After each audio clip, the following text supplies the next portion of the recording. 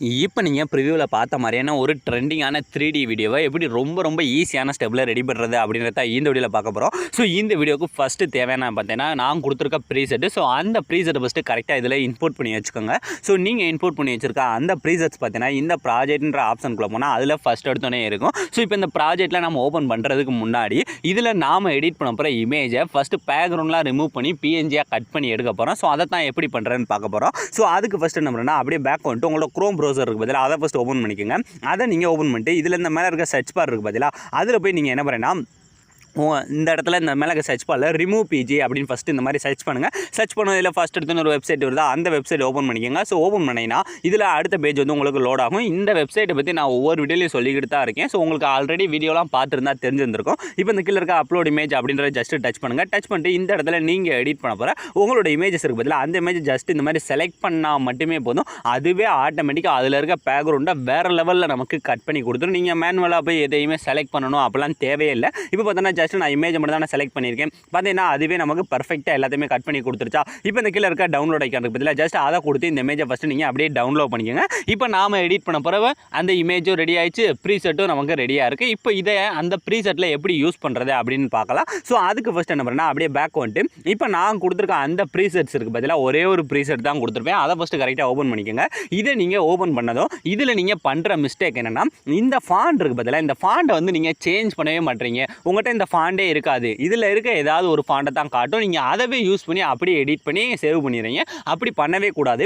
இதில் நான் யூஸ் பண்ணியிருக்க இந்த ஃபாண்ட் மட்டும் இல்லாமல் இன்னும் எக்கச்சக்கமான ஃபாண்ட்ஸை எப்படி ஃப்ரீயாக எடுக்கிறது அப்படின்னு நான் இதுக்கு முன்னாடி போட்ட வீடியோவில் கூட சொல்லியிருக்கேன். ஸோ அந்த வீடியோ பார்க்காதவங்க போய் பார்த்து இந்த மாதிரி ஸ்டைலிஷான ஃபாண்டை ஃபஸ்ட்டு நீங்கள் இந்த இடத்துல டவுன்லோட் பண்ணி இன்போர்ட் பண்ணி வச்சு இதில் சேஞ்ச் பண்ணிக்கோங்க. ஸோ இப்போ ஃபஸ்ட்டு ஸ்டெப்பு நமக்கு இந்த ஃபாண்டை பூரா சேஞ்ச் பண்ணுறது. ஸோ வீடியோவோட லாஸ்ட் வர இருக்க எல்லா டெக்ஸ்ட்டுமே ஃபஸ்ட்டு இந்த ஃபாண்டை சேஞ்ச் பண்ணிக்கோங்க. ஸோ இந்த மாதிரி நீங்கள் ஃபாண்ட்லாம் சேஞ்ச் பண்ணி முடிச்சதுக்கப்புறம் இதுக்கு அடுத்து நாம் இதில் எடிட் பண்ண போகிற இமேஜஸை வந்து ஆட் பண்ண போகிறோம். ஸோ அதுக்கு என்ன பண்ணுறேன்னா கரெக்டாக சாங்கோட ஸ்டார்டிங் கரெக்டாக 0.0 செகண்ட் வந்துட்டு இப்போ இந்த கீழே இருக்க ப்ளஸ் ஐக்கானை டச் பண்ணி இந்த இடத்துல இருக்க இந்த மீடியா அப்படின்ற ஆப்ஷனில் போயிட்டு இப்போ நாம் கட் பண்ணி வச்ச பற்றியில் பேக்ரவுண்டை ரிமூவ் பண்ணி அந்த இமேஜை ஃபஸ்ட்டு இந்த இடத்துல செலக்ட் பண்ணிக்கோங்க. செலக்ட் பண்ணிட்டு இதை ஃபஸ்ட்டு என்ன பண்ணால் வீடியோட லாஸ்ட் வரை இழுக்கணும். ஸோ ஃபஸ்ட்டு அதுக்கு வீடியோட லாஸ்ட்டு போயிருங்க. ஸோ கரெக்டாக வீடியோட லாஸ்ட்டு போயிட்டு இந்த ரெண்டாவது இருக்க சிம்பிளை கொடுத்தாலே போதும் ஆட்டோமேட்டிக்காக வீடியோட லாஸ்ட் வர வந்துடும். ஸோ வந்ததுக்கப்புறம் இப்போ இதை கொஞ்சம் மட்டும் ஜூம் பண்ணி வச்சுக்கலாம். ஸோ ஃபஸ்ட்டு இமேஜை டச் பண்ணிட்டு அதோட சைஸை கொஞ்சம் மட்டும் பெருசாக இந்த அளவுக்கு வச்சுக்கோங்க. வச்சுட்டு இப்போ 3D ஆப்ஷனை ஃபஸ்ட்டு நாம் ஆன் பண்ணி பார்க்க போகிறோம். ஸோ இந்த லாஸ்ட் இருக்க ஆப்ஷனை டச் பண்ணிட்டு இல்லை இந்த கேமரா ஆப்ஷனை வந்துட்டு ஆன் பண்ணிவிட்டு இப்போ வீடியோட ஸ்டார்டிங் வந்துட்டு உங்களுக்கு ப்ரிவியூவில் பார்த்த மாதிரி அந்த எஃபெக்ட் வந்து கிடச்சிருக்கா, உங்களோட இமேஜ்லாம் கீழே வந்து கட் ஆகாமல் இருக்கா. ஸோ இந்த மாதிரி எல்லாத்தையுமே பார்த்துக்கோங்க. ஸோ இப்போ பார்த்தீங்கன்னா நமக்கு எல்லாமே கரெக்டாக தான் இருக்குது. ஸோ இப்போ ஆனால் இந்த இடத்துல லிரிக்ஸ் எல்லாம் வருது பதிலாக இந்த மாதிரி இந்த லிரிக்ஸ் எல்லாம் முடிஞ்சு இந்த கொஞ்சம் இடத்துல பார்த்தீங்கன்னா நமக்கு வெறும் பிஜிஎம் மட்டும்தான் இருக்கும். ஸோ இந்த இடத்துல மட்டும் நாம் அந்த இமேஜை வச்சே ஒரு எஃபெக்ட் வந்து கிரியேட் பண்ண போகிறோம். ஸோ அதனால் அந்த ஃபஸ்ட்டு இருக்க லிரிக்ஸ் எல்லாம் முடிஞ்சு ஃபஸ்ட்டு பீட் ஸ்டார்ட்டாக பார்த்தீங்கன்னா அந்த 7.17 செகண்ட். ஸோ அந்த இடத்துக்கு போயிருங்க. போயிட்டு இப்போ அந்த இமேஜை டச் பண்ணிவிட்டு அதை ஃபஸ்ட்டு ரெண்டாக கட் பண்ணுங்கள். கட் பண்ணிட்டு இப்போ கரெக்டாக அதே மாதிரி அந்த சைடு அந்த லிரிக்ஸ் எல்லாம் ஸ்டார்ட் ஆகும் பார்த்தீங்கன்னா அந்த டைமிங் கூட நான் சொல்கிறேன். ஸோ கரெக்டாக பார்த்தீங்கன்னா இந்த இடத்துல ஸ்டார்ட் ஆகுது இந்த 15.2 செகண்டில். ஸோ இந்த பீட் மார்க்குக்கு நேராக போய் வச்சுட்டு கரெக்டாக இந்த இடத்துல அந்த இமேஜை ஃபஸ்ட்டு கட் பண்ணிடுங்க. இப்போ நமக்கு இந்த சென்டரில் வெறும் இமேஜ் மட்டும் நமக்கு கிடைச்சிருச்சா. ஸோ இப்போ இதை வச்சு நம்ம இந்த இடத்துல ஒரு சில எஃபெக்ட் வந்து கிரியேட் பண்ண போகிறோம். ஸோ அதனால் ஃபஸ்ட் இந்த பீட் மார்க் இருக்குது பார்த்தீங்களா, கரெக்டாக அந்த ஃபஸ்ட்டு பீட் மார்க் அந்த கரெக்டாக 9.23 செகண்டில் போயிட்டு அந்த இமேஜை ஃபஸ்ட்டு டச் பண்ணி அதை ஃபஸ்ட்டு கட் பண்ணிக்கோங்க. கட் பண்ணி முடிச்சக்கப்புறம் இப்போ முன்னாடி இந்த சின்னதாக ஒரே ஒரு பீட் மார்க்கில் இமேஜ் இருக்கா அந்த இமேஜை டச் பண்ணுங்கள். டச் பண்ணிட்டு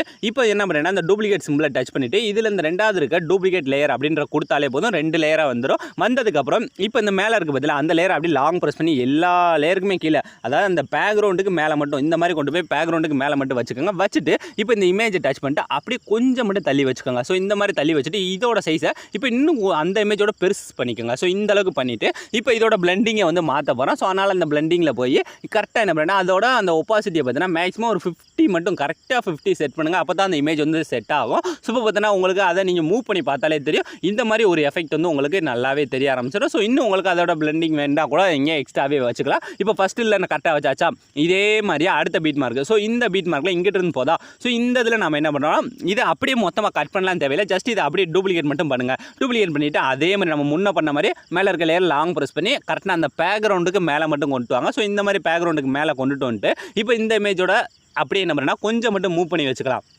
இதில் இருந்து கொஞ்சம் மட்டும் ரைட் சைடு மூவ் பண்ணி வச்சுட்டு இதோட பிளெண்டிங்கே கரெக்டாக என்ன பண்ணால் அதே மாதிரியே இப்போ இதோட பிளெண்டிங்கை நல்லா தெரிகிற மாதிரியே ஒரு 40க்குள்ளே செட் பண்ணிக்கோங்க. செட் பண்ணி முடிச்சாலே போதும், நமக்கு இந்த மாதிரி ஒரு எஃபெக்ட் வந்து நல்லாவே தெரிய ஆரம்பிச்சிடும். ஸோ இப்போ எல்லாமே பர்ஃபெக்டாக நம்ம பண்ணி முடிச்சாச்சு. ஸோ இப்போ பார்த்தோன்னா நீங்கள் வந்து ப்ரிவியூவில் பார்த்த மாதிரி ஒரு ட்ரெண்டிங்கான வீடியோவை ரொம்ப ஈஸியான ஸ்டெப்பில் உங்களோட இமேஜ் யூஸ் பண்ணி எடிட் பண்ணிப்பீங்க. ஸோ ஆல் ஃப்ரெண்ட்ஸ், இந்த வீடியோ முடிஞ்சு. ஸோ இந்த வீடியோ உங்களுக்கு பிடிச்சிருந்தா மறக்காமல் ஒரே ஒரு லைக் பண்ணிடுங்க. ஸோ தேங்க்ஸ் ஃபார் வாட்சிங்.